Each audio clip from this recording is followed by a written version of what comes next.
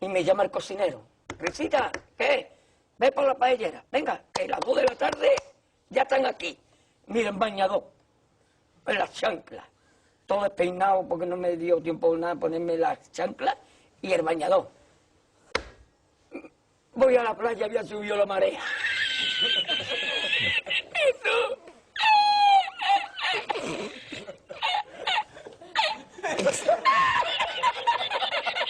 Eso. Había subido la marea y construyó paella.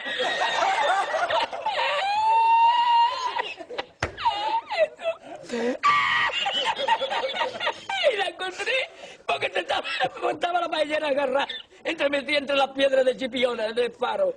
Y cuando entro en el restaurante me ve el cocinero con una paellera y a ver solamente paellera.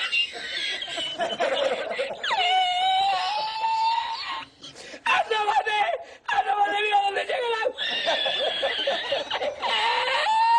Llegaba el agua hasta el restaurante. Había subido la marea.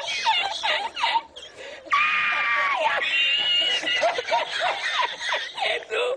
¡Ay, qué hacemos ahora! Con los 2 sacos de arroz.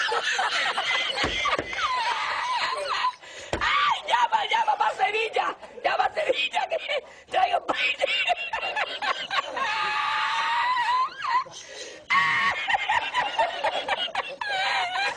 ¡Ay! Jesús, y yo con el bañador con la paella. ¡El cocinero! No veas, para Sevilla. Y al último, que cuando ya salió la bien de regla, estamos llorando los dos. Me cobró el tío la... Me cobró a 500 veces. Y ya no fui más. Me fui andando a coger los amarillos hasta hoy.